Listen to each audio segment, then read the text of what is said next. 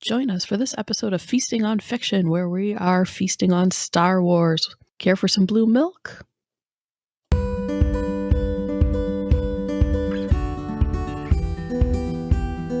Welcome to the first episode of Feasting on Fiction. Today we are talking about Star Wars and all the great food in the Star Wars universe. I'm Anne, your host, and joining me today will be Jen and Jen Fred. Welcome, ladies. Let's go ahead and get started.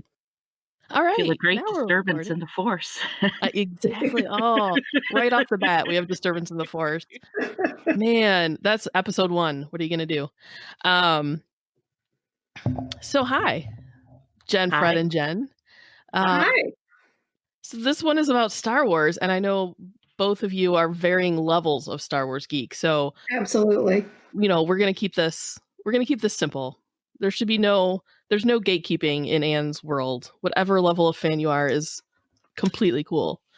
So we're going to start with what your favorite Star Wars movie is, or if you maybe don't necessarily have a clear favorite, just why you enjoy the universe. And Jen, Fred can go first. All right. So fan level, I'd say I'm somewhere in the medium kind of range. Of course, I am of the generation where I was young when the first trilogy came out, and I remember taking my pillow and my blanket to the movie theater and watching them with my brothers, and it was amazing then. But then I kind of fell away from it, and when the next set came out, it was a long time before I watched those.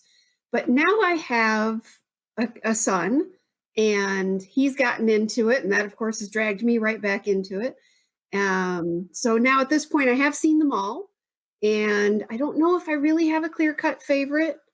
I thought Solo was pretty fantastic. The side story over there, that one was very enjoyable. Outside of that, I would think maybe Rogue One is probably my other favorite.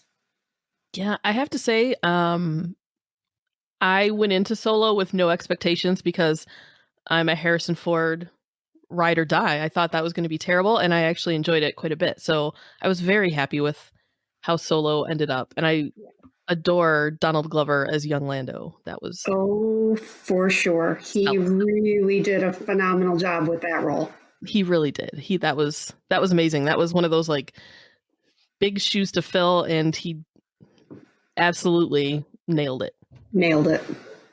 All right, Jen. Other Jen of Jen and Jen. Yeah, Gen 2, the sequel. So I remember going to see Star Wars, the episode 4, the original Star Wars, the real Star Wars, when I was 7. And it was so magical to me. Like, I was a super nerdy kid, and I lived in like books in my head. And then I sat in this movie theater and I saw like all those big ideas kind of brought to life. It was so completely thrilling, and I was absolutely in love. It also gave me cred with the boys in the neighborhood, because then, like, when they wanted to, like, let's go play Army, and I'm like, no, let's play Star Wars, and I'm, Princess Leia, and like I had a named character, and I was like shooting people and fixing stuff and being a badass. So that was pretty great for me. I remember at the end of Empire Strikes Back, like sobbing all the way home. My mom made fun of me for 30 years because I was so crushed that Obi-Wan lied, because I really believed in him. So I was pretty invested. When the second trilogy came out, a lot of my friends are my age, and we all went together. Like, it was a big deal, and we were so crushed. And I went to the second one, and I've still never seen, I don't even know the name of the third one in the second trilogy. Like, I've never watched it. It made me a bad fan, but I love the reboot. I love what they're doing now. I love that the story's closing. I love Rey. I love that it's not such a one-dimensional universe. It's been made I think, modern and fresh in really great ways. And my kids have been loving them. You know, they watch Solo, they're watching all the side stuff, they're watching the animated things. So I think as that universe has gotten bigger, it's gotten better. I'd say on a scale of 1 to 5, I'm like a 2.5 fan. I'm not good at keeping up, but you know, I love it a lot. Yeah, I'm kind of the same way. So I was younger when the original came out. 4 came out when I was about a year old. I don't remember the first time I saw it. I remember it being shown on TV a lot and watching, even if it was just, I remember one time very specifically, it was the throne room scene at the end where she was giving them the medals, and I was like, shh, shh, shh, Star Wars is on. And we had to watch it even though it was 30 seconds. I'm definitely an original trilogy girl. The prequels, I'm kind of with you. Like I feel like as a fan, I have to love them, but there's so many parts of them that I just don't enjoy the way I feel like I should. And I was excited by the new trilogy a lot. I agree that they've expanded it in such great ways. I was not a Last Jedi hater. I really enjoyed where that went, and I really enjoyed what felt like the closing of Luke's part of the story. I was fine with all of that. I love all the spin-offs. We love The Mandalorian. I just got my pop of Baby Yoda, the child, today, like 2 weeks early. It's so exciting. But I think I'm with Jen Fred that Rogue One is one of my absolute favorites. I loved the way it tied everything in and just took that sort of throwaway bit from That episode one 4. line. That Yeah. one line. And they turned it into this amazing movie. And I remember that moment in the movie that reality dawned on me and was like, wait a minute, they can't get out of this alive. They're not in the movie. There's no, what Yeah. would the story be? Like, oh, you were successful and now you are all on vacation? Like, there's no way to. Yeah, I Right. hadn't thought about that aspect of it going in. And I remember we saw it as a family over Christmas, and we went to go see something else, and they had switched the movies because it was a Wednesday. And I'm like, okay, I guess we're gonna watch this Star Wars thing. I remember Anna at the time was maybe 13, and she leaned over towards the end. She's like, if they kiss right now, I'm getting up and walking out. It would ruin the whole movie. And I'm like, yeah. And that was when I realized, because they're all gonna die. And then, you know, we walked out, and I'm like, yeah, that was the feel-good movie of the holiday season. And then I had to go to work. But Well, and it was so well done. It was so well done in the way they broke your heart and then gave you Leia at the end to tie it all together. Yeah. I will never be over Carrie Fisher passing away before we got the true Leia installment of the new trilogy. But I had my 70s era Ringer t-shirt with the plastic iron-on Princess Leia thing that got all crackly in the wash, and wore it till it disintegrated. yeah, I was always Princess Leia. Like, who wants to be one of those princesses that are stuck somewhere waiting to be rescued? Well, She has her moments, but there were you no know. girls in movies. And, you know, and I try to explain this to my Right. kids. I'm like, you know, come watch the Drek I had to watch as a nerdy kid.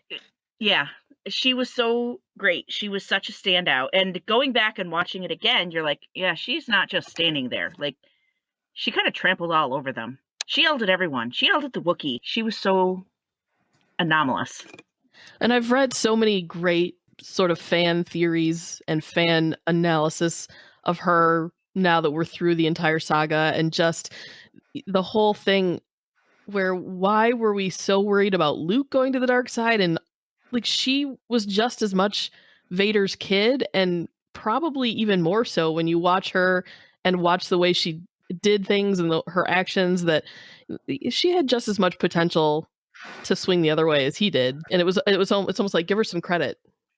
Now, in keeping with the theme, we have to mention food in Star Wars, and there's not a ton because they're too busy blasting things and fighting evil, but they have to eat sometime. So I picked out 3 moments, one from each trilogy, of varying levels of food consumption. In the prequels, the one that stands out to me is Padme and Anakin having sort of a little date she's wearing this leather, which it came out later that was the costume that Lucas designed, and now we know how to spot a Lucas designed costume because it was that one. It was Leia's slave outfit. Like, there's a theme, right? Right. Clear Exactly. theme there. But they've got this array of fruit, and he's floating it to her on the Force, and we're suspending maybe the basic factor of Like, that was the romance that destroyed the galaxy? Really? right. I mean, I get, like, he was clearly enamored with her from the moment they met when he was 6. Because that's not creepy. Um, Sorry. but yeah, it was a weird. I always felt like it was weird that she held him off for so long, and then finally was like, "All right, whatever. I guess I'll just date you now." But that's really the only in the prequels. That's really the only food moment. So we have some fruit from Naboo that he's floating around. He's kind of he's showing off his Force. There's not a lot going on there. I think it's, in my mind, that moment's only there to show that they have now sort of a more personal bond than maybe they did before. And she's not a senator right now. She's just Padme hanging out with her Leather potential love interest. I don't know.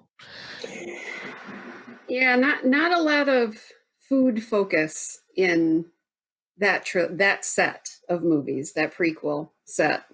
No. And a lot of talk about trade routes, though. So we have that. Always the trade routes. Well, so we've got, I'm not going to call it the future because, of course, it was in a galaxy far away, long time ago kind of thing. So it's the past. But in the past, like, everybody lived on, like, Lara bars and nutrient goop. It just, like, do you ever see anyone eating anything that looks like a meal? I mean, even when, Luke is doing his chores and Aunt Beru calls him in and it's like, here's your nutrient glop, make sure you check the yeast vats. And I'm thinking, but you have interstellar travel. This is Right. what we have to look forward to. And that's so we move into blue milk. Like, that's the moment. That's the only food moment that I can think of, really. Well, okay, that's not true. The other food moments involve Jabba the Hutt and frogs, and that's not something I felt like we needed to delve into because alternative protein sources, but usually that's insects. Right. And aliens, they're going to eat what they're going to eat. It's all good.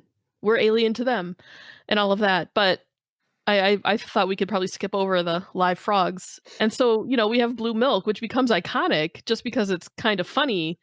Because in this movie that was known as a pioneer in special effects, the best they could come up with for the food was put some dye in milk, which Mark Hamill has now said was pretty gross. I mean, they could have put Fruity Pebbles in it and kind of gotten the same effect. But, when in doubt, if you want to make something look weird and alien, make it blue or green. Right. Well, and then they revisit with a little homage in the new trilogy where we get green milk, which he does his best to make look nasty by squirting it straight from the creature. Yeah, that scene was just disturbing. It was disturbing on every level. I mean, that's not pasteurized. That is just straight. Yeah, that was raw. It's got all the good bits of hay and yeah. We're talking about this earlier. My kids brought up the green milk, and I'm like, well, you can milk anything with nipples, and and then I was trying to explain that quote, and I thought, okay, never mind. Right, and that leads down a whole different rabbit hole that you just if you're not prepared for it. Although right now we're in quarantine, we've got all the time in the world, nothing but time. Just watch everything. Exactly. Well, and we've had good luck. See, the blue milk is something that's easily, for those of us that are trying to recreate fictional food, the blue milk is easy. But if you want it to taste good, you have to get a little creative. I mean, you can just throw dye in milk, but that's not going to go over very well. So my oldest, my 13-year-old, he has no problem taking blue raspberry syrup and putting it in milk and just drinking blue raspberry milk. Not my thing. He gets his Star Wars fictional food kick by drinking blue raspberry milk. Yeah, we had blue raspberry from Tirani for a while, just like actual syrup that we ordered, and then I made some. I made simple syrup, but you add a packet of whatever flavor Kool-Aid you desire, and it's out there in the Pinterest universe as snow cone syrup, but he puts it in his milk so he can have blue milk. I mean, if you need a flavored syrup, it's an easy go-to. Sugar water, a packet of Kool-Aid, and you got almost whatever flavor you want. Now, see, if we'd gone with the food route, if we'd been like, what did they drink in the cantina? Like, I could Right. have done like a blue milk punch. That's right. See, we could have gone down that will be the drunken Star Wars episode that we'll save for another Oh, yes. Absolutely. time. Maybe when we can all meet in person instead of all being at home. That would be beautiful. That would You be can do. I've done some decent adult beverage blue milk because as long as you have blue curacao and a splash of cream, it's going to look like blue milk, and then you can add in whatever other flavors float your boat. You know, it's a viable option if you're looking for an alcoholic blue milk, which Well, clearly and that's pretty much what they do with it at Walt Disney World. all right. So Okay. they use a plant-based milk. It's a non-dairy, Mhm. and they add vodka, rum, whatever your pick of poison is. Solid. I like that.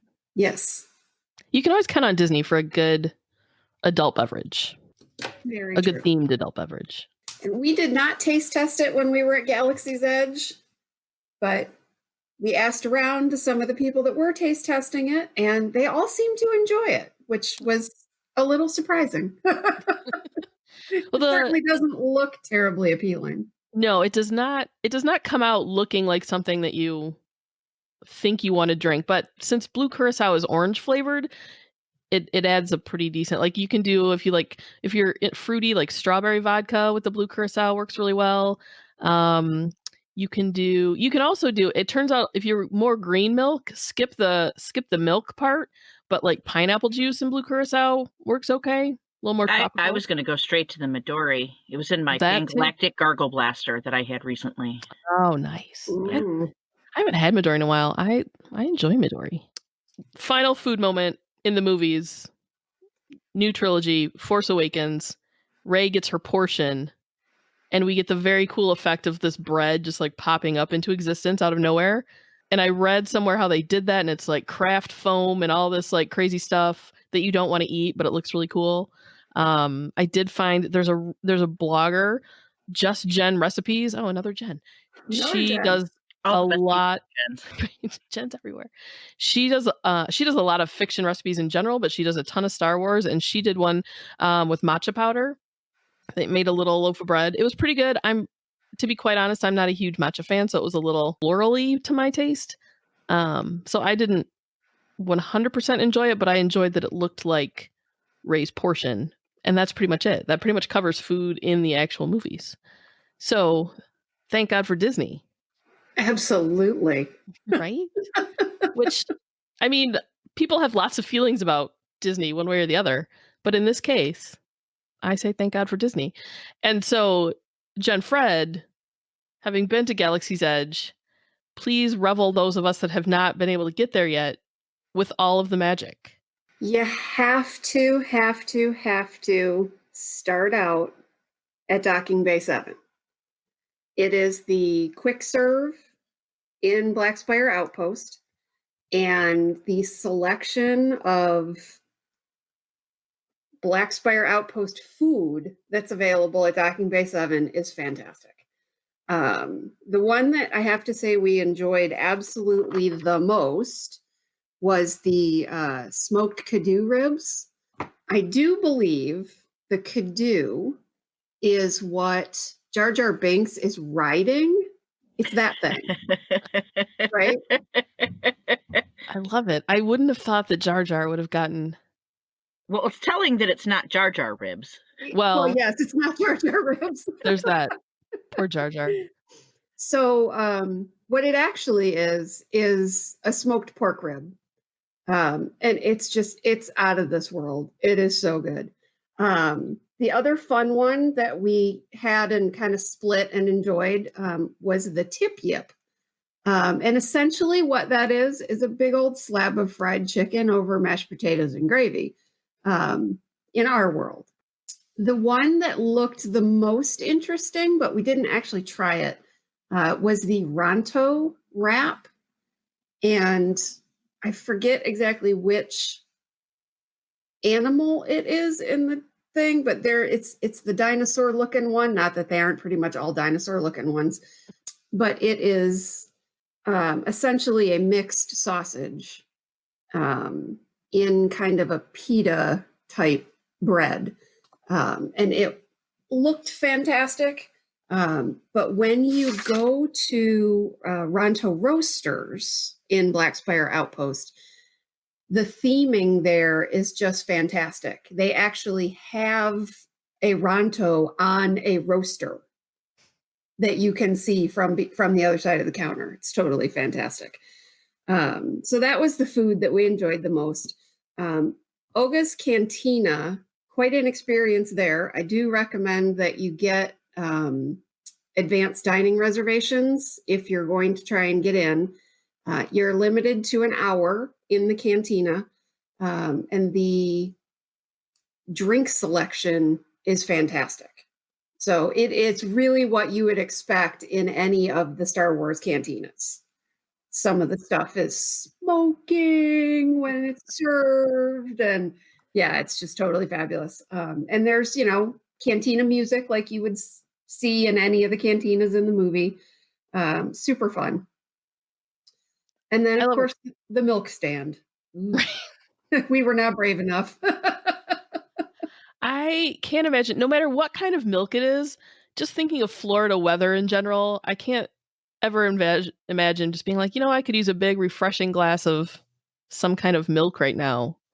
I don't know. I'm not sure how that would work. Or not. And Yeah. alcohol is an option, but That is amazing. I love it. I mean, Disney in general does such a great job with immersing you in whatever world you're supposed to be in at that point, that I think for those of us that are Star Wars, whether you're a Star Wars fan or whether you're a Disney fan, you're going to find something amazing.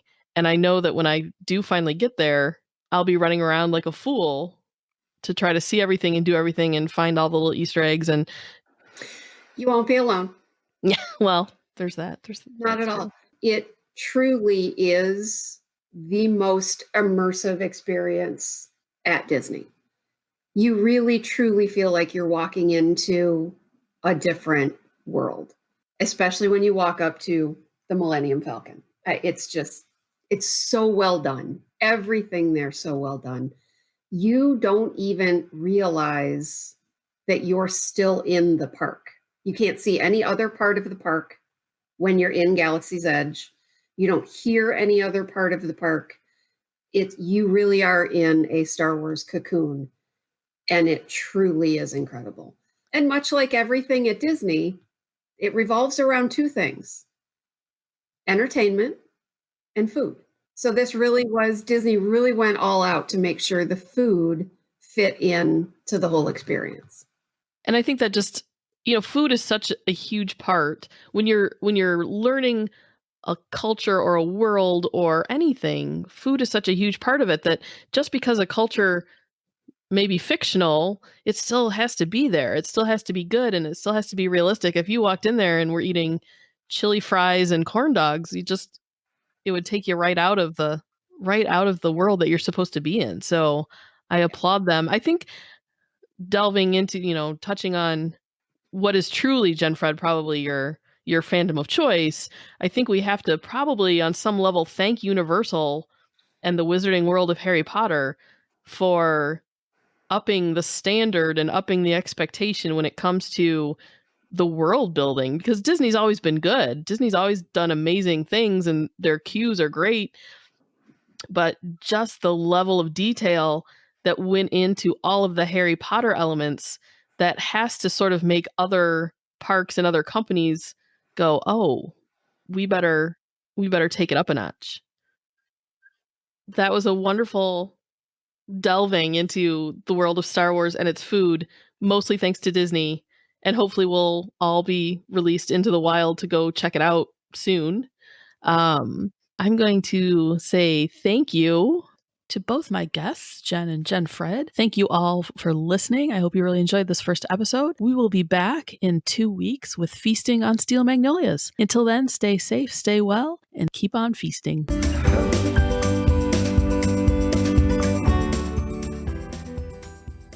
Thanks for listening and for supporting Feasting on Fiction. All the opinions of the panel are ours alone, and we're not associated with the media we're discussing in any way.